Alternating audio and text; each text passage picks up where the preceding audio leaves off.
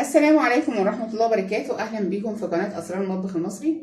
النهاردة إن شاء الله هنعمل القطايف من الألف للياء، من أول العجينة لحد ما تقدميها.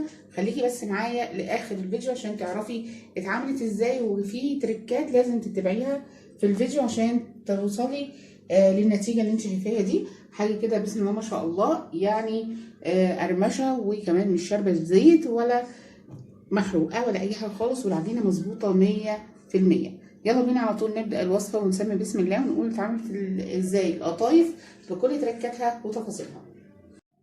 عندي مقادير بتاعة العجينة بتاعة القطايف. هنا عندنا كوباية مية دافية مش ساقعة عشان الخميرة اللي هنحطها، وعندي نص كوباية من الدقيق السمولينا، نص كوباية دي اللي احنا خدناها حطينا فيها مية، وعندنا ربع كوباية من النشا، وعندي هنا كوبايه ونص من الدقيق العادي، وهنا بقى عندي معلقه صغيره من بيكنج باودر، معلقه كبيره من الخميره، نص معلقه صغيره من الفانيليا، ومعلقه من السكر، نص معلقه صغيره من الملح. هنعمل ايه؟ هنجيب الطبق بتاعنا وهنحط فيهم الخميره، كل المكونات اللي عندنا هنحطها في الطبق، وهنزل عليهم بالميه الدافيه، وكمان عندي معلقه من الحليب البودر، كيس صغير اللي هو الكيس الصغنون ده هنحطه مع العجينه. هنحط مع الكوبايه بتاعت الميه وهنقلب المكونات مع بعض، الخميره والسكر والملح والفانيليا والبيكنج باودر، هنزل عليهم بمعلقه اللبن بودر، معلقه من اللبن البودر، وهقلبهم كويس قوي.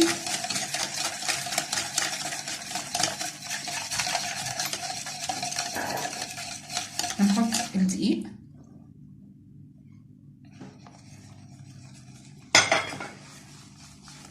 ودقيق السمولينا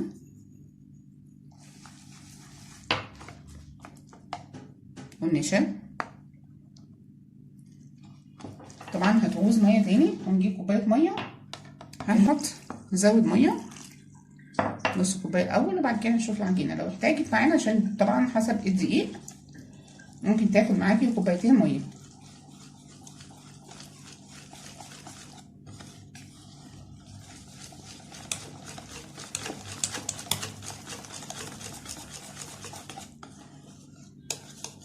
كده تمام، كوبايه ونص ميه حلوه قوي اهو. بصي نص الكوبايه او كمان اكتر من نص الكوبايه ميه ما خدناهاش.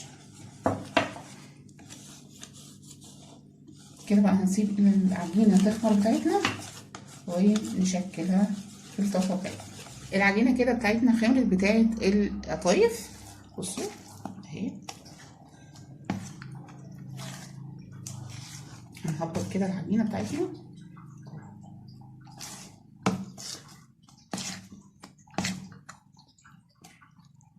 عندك بقى اي حاجه بالبوز بتاعها ده تمام، ما عندكيش هاتي علبه بتاع ده ازازه ميه واخرميها واعملي بيها، يا اما بالمعلقه وحطي بيها. هنصب بقى العجينه بتاعتنا ونروح بقى على النار نعملها. عندنا بقى الطاسه على النار، حطيتها وخليتها تسخن، اديتها يا دوبك بس كده ايه دهن زيت، واحط العجينه معاكي لو شايفاها تقيله، عشان طبعا كله حسب الدقيق اللي انت حطيتيه. لو تقيله شويه انا فعلا حطيت شويه ميه وخففتها شويه، نفس السمك اللي هي نزلت بيه ده هو اللي هيطلع معاكي زي الفل.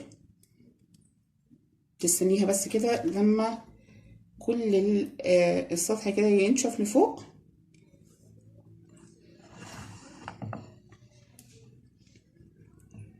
انا مهديه النار عليها مش معليها قوي عشان برضه ما تنشفش.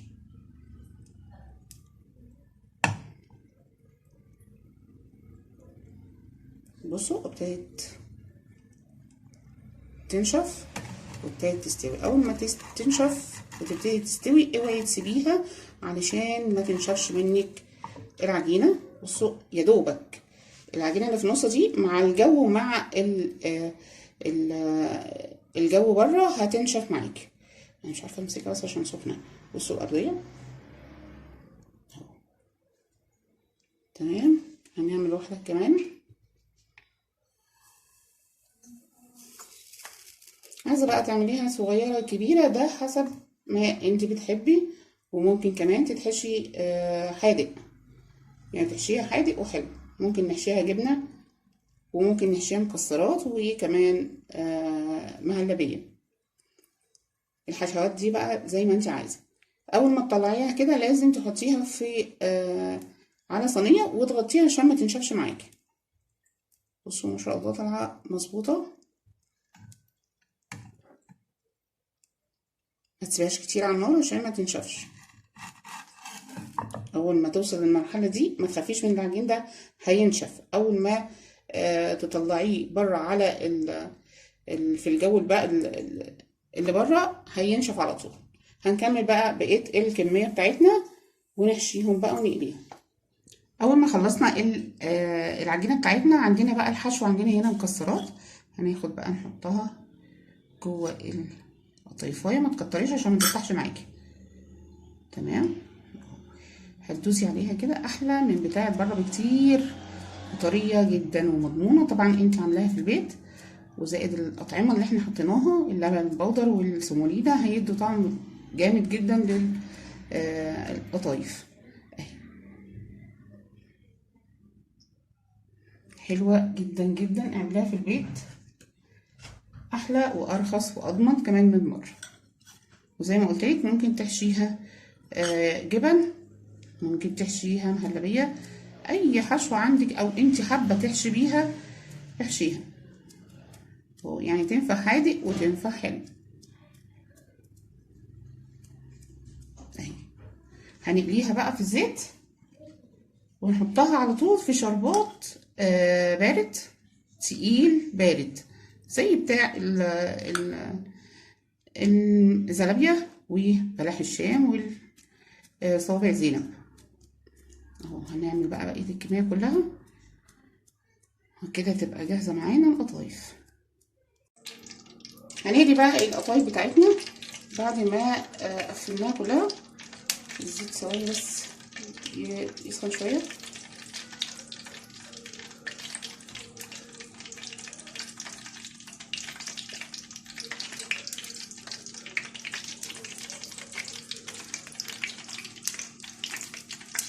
نقليهم. ثبتي بس على القفله بتاعتك عشان متفتحش معاكي في الزيت. ولما تيجي في العجينه بتاعت القطايف ما تدوسيش قوي في التسويه زي ما قلت لك. حتى لو فيها عجين من فوق عادي مفيش مشكله. طلعيها علشان ما تنشفش معاكي وترضى تقفل وانت بتحشيها. لو زودت عليها التسويه مش هترضى تتقفل معاكي، هتنشف العجينه ومش هترضى تقفل. كده ننزل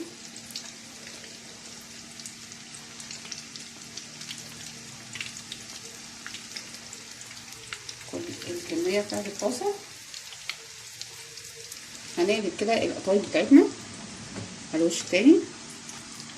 بصوا لونها حلو جدا، مقرمشه خالص، لان حطينا طبعا دقيق سمولينا وحطينا فيها كمان النشا.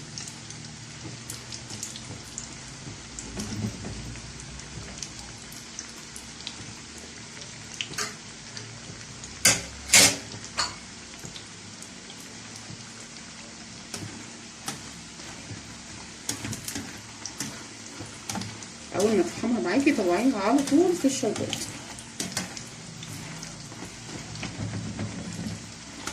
بصوا اللون حلوه قوي. نبتدي بس نحمرها كويس ونطلعها على طول ونحطها في الشربات كده. بصوا مقرمشه وحلوه جدا جدا جدا. نطلعها على الشربات. بصوا ثانيه صوت. وهنحط غيرهم بقى.